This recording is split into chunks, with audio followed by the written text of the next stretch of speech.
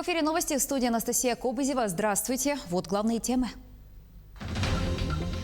Число заболевших коронавирусом в столице региона снижается. Последние данные оперштаба в этом выпуске. В Якутске продолжается ремонт канализационного коллектора. Что предстоит сделать и когда завершат ремонт? Старые песни по-новому. Якутский музыкант Виталий Власов представит новый альбом в декабре.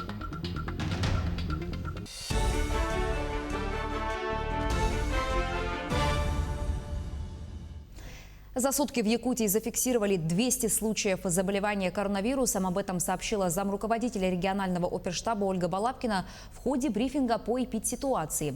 В Якутске выявили 97 случаев. Наибольший прирост числа заболевших наблюдается в Горном, Мирнинском, Нюрбинском, Алданском и Нерюнгринском районах. За сутки лаборатории республики сделали более 3500 тестов на коронавирус.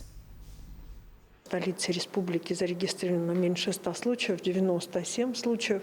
И это говорит прежде всего и о том, что определенного рода стабилизация, благодаря нашим с вами действиям, она, в общем-то, приводит наши с вами действия и все поведение в том числе приводит к тому, что ситуация в том числе стабилизируется и в столице республики, в городе Якутске.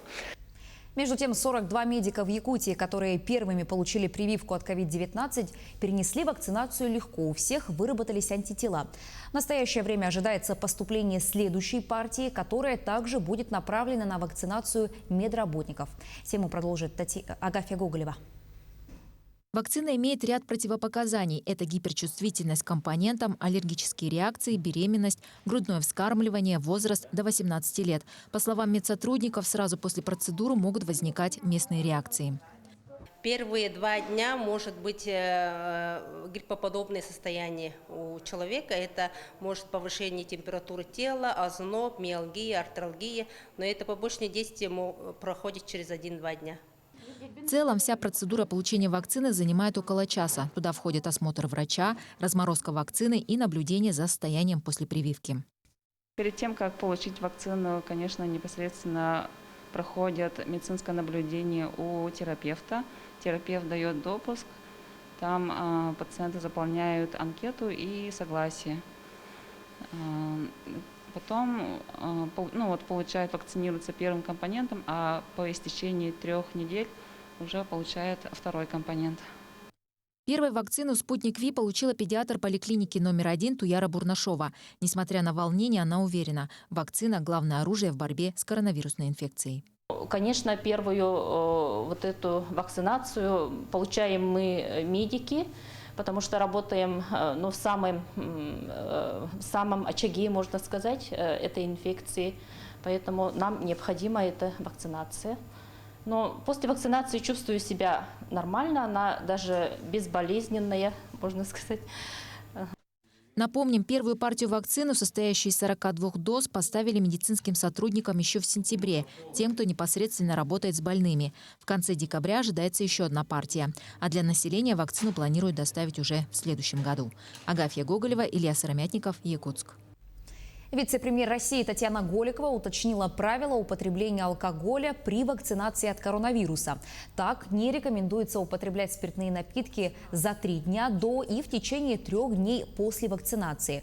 При этом полного запрета на употребление алкоголя для вакцинированных нет. Также Голикова сообщила о росте смертности в России почти на 10% в сравнении с аналогичным периодом прошлого года. Прирост объясняется влиянием пандемии коронавируса. Я рекомендовала бы нашим гражданам, которые добровольно принимают решение о вакцинации, в течение хотя бы 3 дней до вакцинации и в течение 3 дней после вакцинации воздержаться от принятия алкоголя. Это важно для формирования как раз того иммунитета, который мы все ждем и с радостью бежим мерить тестом антитела, есть они или нет после вакцинации или после того, как переболеем. Онкологической службе Якутии 70 лет. Сегодня ведущие специалисты-онкологи приняли участие в межрегиональной научно-практической конференции с международным участием. В последние годы профильные медицинские учреждения оснастили современным оборудованием. Врачи проходят стажировки в крупнейших онкологических центрах России и за рубежом. Уровень оказания медпомощи значительно вырос. В 2018 году введено в строй современное здание радиологического корпуса. Идет подготовка строительства здания онкологического центра. Сегодня успешно реализуется региональный проект «Борьба с онкологическими заболеваниями». В рамках проекта будет переоснащен онкодиспансер, откроется центр амбулаторной онкологической помощи. Также будут готовить новые кадры. Встречая юбилей, я с большим удовольствием хочу сказать, у нас открываются новые отделения. Это в прошлом году мы открыли торакоабдоминальную хирургию, расширили отделение химиотерапии до 70 коек, расширили гинекологическое отделение до 35 коек. И вот буквально на днях мы откроем еще новое отделение, которое будет заниматься рентген-хирургическими манипуляциями онкологических пациентов. В Якутске продолжают ремонтировать канализационный коллектор номер 1, который находится под проспектом Ленина. Объект построили в 1968 году, и в последний раз капитальный ремонт проводили четверть века назад. С тех пор коллектор порядком износился, и точечных ремонтов уже недостаточно. Как отметили в водоканале, работы предпочтительнее проводить зимой, так как в это время промерзают грунтовые воды. В первую очередь будут отремонтированы коллекторные колодцы, которые входят в сам коллектор. Далее выпускные колодцы, которые расположены в стороне. Все это позволит обеспечить стабильность работы канализационных систем центральной части города на долгие годы вперед. Подрядчики планируют завершить работы к марту 2021 года. Вы видите только верхушку айсберга. Основная работа у нас идет под землей на глубине 5-10 метров. Там проходит туннель в свету 2 метра.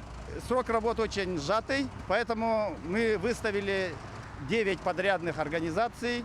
График работы согласован с МКО «Главстрой». Вся реконструкция проспекта Ленина должна закончиться в 2022 году, к столетию Якутской АСР. В Ялте завершились работы по записи и выпуску обновленного музыкального альбома якутского музыканта Виталия Власова под рабочим названием «Старые песни по-новому». Проект курировал выходец из Якутии, музыкальный продюсер Федор Анучин. А запись песен проходила в профессиональной студии Василия Голдаковского. Он известен в музыкальных кругах тем, что тесно сотрудничает со звездами российской эстрады Григорием Лепсом, Александром Маршалом, Валерией и другими.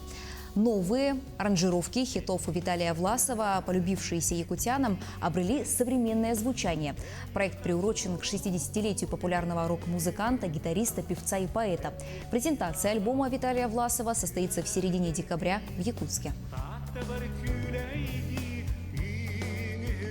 Проект получился таким российско-украинским, я бы сказал. Гитарист, бас-гитарист и девушка, которая записала бэк-вокал. Это все украинцы, остальные музыканты москвичи. Вот по просьбе Виталия мы все идеи сохранили, но переиграли по-своему, более современными звуками, сохранив дух той мелодики, той эстетики музыкальной, которая была в те годы, в которые он написал эти песни. Юным фигуристам из Мирного придется заново учиться стоять на коньках. Детям прошлогоднего набора немного не повезло. Их сезон катания оборвался из-за пандемии коронавируса. Навык многие потеряли. Тренировки возобновились с 1 декабря. На одной из них побывали наши коллеги. Раз, два, три. Коньки уже на ногах, но на лед еще нельзя. Сначала обязательная разминка.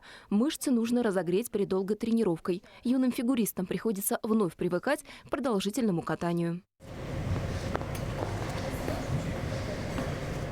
После разминки на арену эта группа малышей встала на коньки осенью 2019 года. Из-за пандемии сезон катания получился коротким. Дети едва научились стоять на льду. По неуверенным движениям видно, нарабатывать навыки опять придется с нуля. Перерыв был значительным – целых 9 месяцев, хоть и тренировались дома. Я отрабатывала саночки, Я отрабатывала фонарики назад, я отрабатывала фонарики вперед. Соскучилась, когда надеваешь коньки, немножко жестко, но надо это выдерживать. Для малышей тренировки возобновились только с начала декабря. В группах фигуристов по новым правилам одновременно занимаются не более 20 спортсменов. В раздевалках и холлах соблюдают правила профилактики вирусных заболеваний. Усилий не жалко. После долгожданного открытия спортивных объектов возвращаться на дистанционку никто не хочет. Без контроля тренера о качестве тренировок говорить не приходится. И сейчас нагрузку мы даем очень дозированно, чтобы детки потихоньку втягивались именно в физическую нашу нагрузку и в фигурное катание. Тому, у кого стаж катания 5-7 лет, навык вернется скорее. С малышами тренерам придется запастись терпением. Олеся Васева, Анна Брянская, Кирилл Шолохов. Телеканал «Алмазный край». На этом все. Я с вами прощаюсь. Берегите себя, чаще мойте руки, носите маски и перчатки, соблюдайте социальную дистанцию. До встречи.